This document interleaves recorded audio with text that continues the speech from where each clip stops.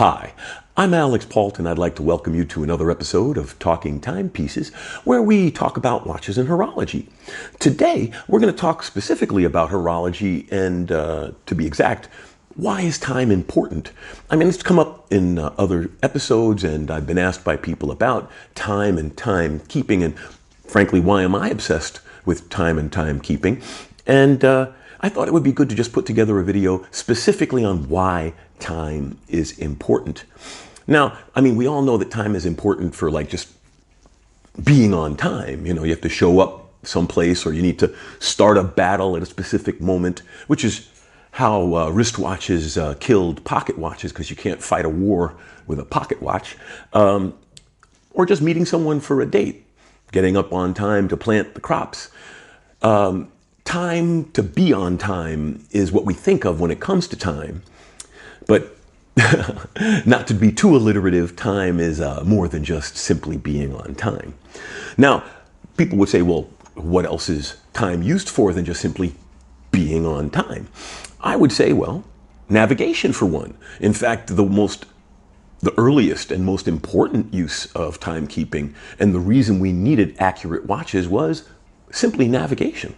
Back in the old-timey days, you used a compass. And a compass is essentially a magnetic needle that always points towards magnetic north. In this case, it's mounted on a little platform, and this is actually a specific type of compass. You see how it's got almost like gun sights on it. It allows you to do what they call shoot azimuths. So if you're on a map and you don't know where you are, you look at several landscape items that are on the map you conveniently happen to have in your back pocket.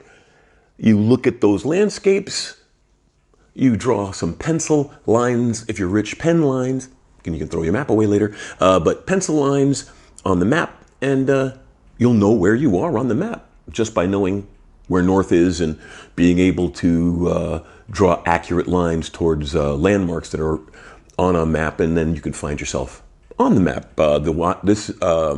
A compass of this type is used by militaries and Boy Scouts around the world. Now, while a compass will tell you where north is, it won't tell you anything else. How far are you north to south, for example?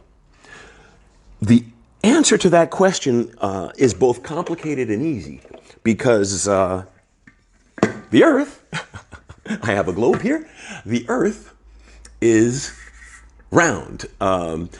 Flat Earthers, please feel free to comment on anything I put in this video. I would love to address any of your issues, but the Earth is round. Okay, so now, the Earth is round, and let's say I am in New York. How do I know where I am? Now, if I have a compass, I know where north to south is, but I don't know where I am. I mean, I know where I am facing. I know I'm facing north, but I know I can be heading north. I know I could be heading in one of the cardinal directions. This is what they call them. But I still don't know where I am on the globe. I know what direction I'm going in, but I don't know where I am. And if you don't know where you are when you're starting, how do you know where you're really going? So, mankind invented a tool to tell us where we were north to south. You see, because the Earth is round, the sun impacts it at different angles during different times of the day and during different times of the year. And we came up with a device that allows you to measure the angle of the sun. And it's called a sextant. Now, with a sextant, you look through it and you look through the mirrors and you adjust the angle of the mirrors. And by looking through it, at the sun, through the mirrors, and adjusting the angles of the mirrors, you can determine the exact angle of the sun. Now, if you know the exact angle of the sun, because the world is round, you know where you are, north to south, on the map. So with the angle of the sun at this angle, I can only be in New York City, for example. So now I know I'm facing north, south, east, or west based on my compass. And I know where I am on the globe, north to south, because of the sextant. Now, How do I know where I am east to west? Because the Earth is a globe.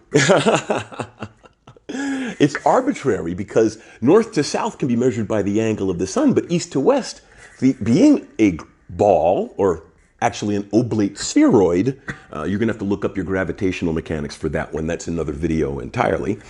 But because the Earth is a round object, east to west is arbitrary because there's no landmark, no feature that is constant, like the sun or the North Star or the North Pole, that would allow us to navigate.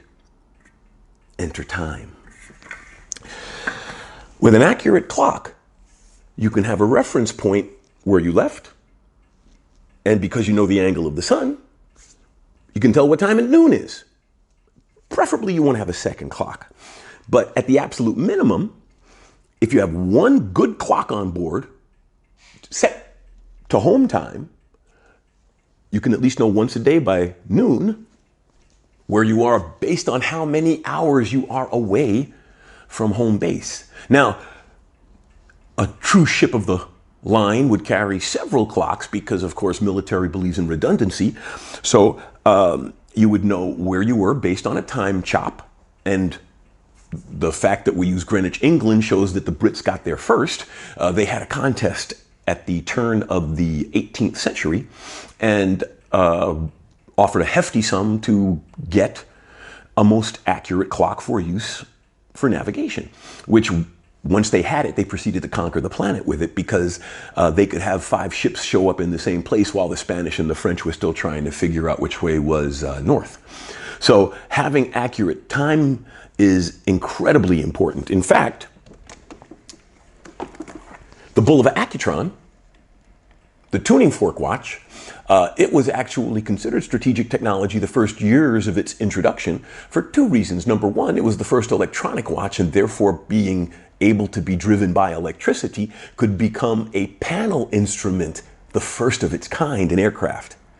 Timekeeping panel instrument, because it could be driven by the electrical system in the plane. It didn't have to be wound. And because it's actually relatively low mass. The tuning fork is literally just a shell. If you look closely, you can see the copper coils to get the tuning fork into motion, but those are bolted to the frame, and the tuning fork itself is actually very low mass. So SR-71 could use it, aircraft could use it, spacecraft could use it, military weapons could use it, because it couldn't handle 5,000 Gs, but it could take the shock of being dropped from a bomb bay or disconnecting from a missile rail. And so accurate timekeeping is critical in military operations because timekeeping is navigation.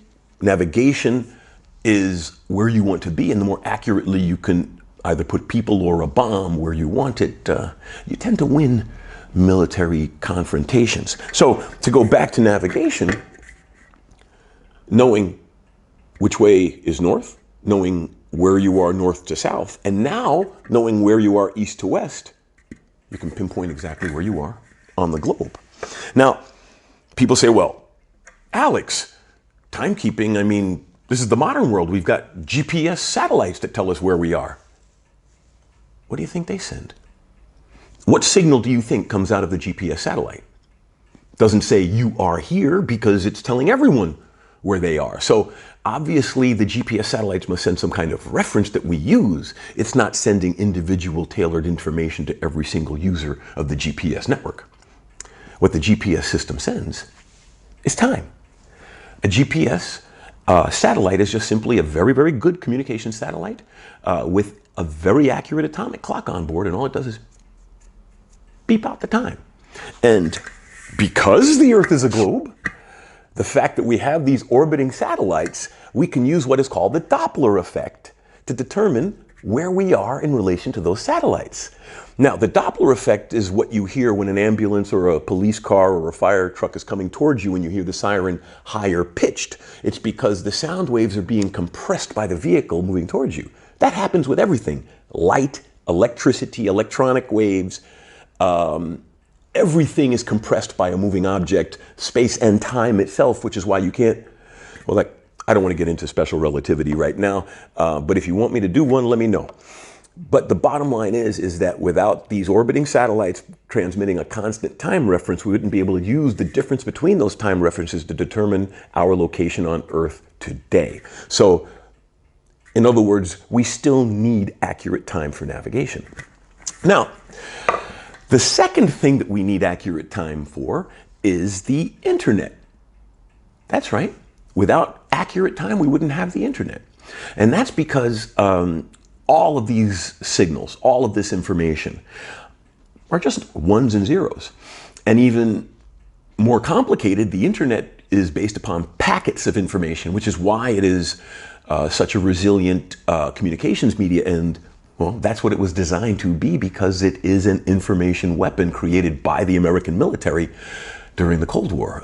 The ARPANET was designed to allow strategic military facilities and universities and government locations to communicate in time of war when half the planet would be destroyed. So whatever few communication lines were out there, they would all be able to be used with packet information, so any piece of information transmitted from one side of the network would reach the other side of the network, which is why the internet is so disruptive today, because it is very difficult to block, because it's designed to go around blocks. So, how do you coordinate all of that? Time. Because if I do not synchronize with your signal, I cannot read your signal. Think about the old-timey modems, if you ever listened to one, or any type of digital connection that you actually were able to hear. It's often described as a beep and a rush, like a beep and then. What they're essentially doing is they're synchronizing. Until they synchronize their information streams, they can't communicate. Because if all I'm doing is sending you a strings of ones and zeros, how do you know what I'm saying unless you know where to start reading that string of ones and zeros? That's the key to timing. In fact, the IEEE, the International Electrical and Electronic Engineers Association, they have a standard called IEEE 1588, which mandates the timing specification for networks so that everyone can communicate with each other. Because without a common time verification, nobody would be able to communicate with anyone. So, navigation and communication. There are other reasons, but since our entire planetary civilization is based on navigation and civilization, I think those are enough, because unfortunately this is running a little long and I don't want to have too long a video to deter people from taking the dive. But if anyone wants me to go more deeply into timekeeping and time and horology itself and those higher level aspects, for example, we should talk a little bit about how the second is split and how it affects timekeeping. But let me know what topic you'd like me to bring up, and I will be more than happy to do so. Wristwatch check. I'm wearing my, I just got it. I'm very pleased with it. It's the Marie Lacroix Masterpiece Annual Calendar Flyback Chronograph. It's actually a very nice piece representing everything that's great and everything that's not so great about Marie Lacroix. I'm going to literally make it my next video.